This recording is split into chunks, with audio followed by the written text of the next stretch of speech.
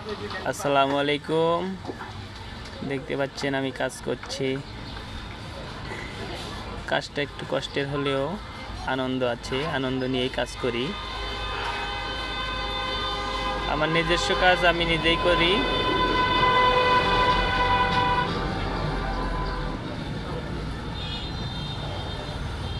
সিরাজগঞ্জ কাজীপুর সীমান্ত বাজার আমার দোকান, আমি নিজেই কাজ করি।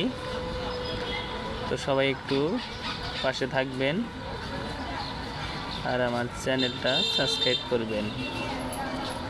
সবার জন্য অপুরান্ত ভালোবাসা রইল। সবাই ভালো থাকবেন, সুস্থ থাকবেন, সত্যের পথে সবসময় থাকবেন।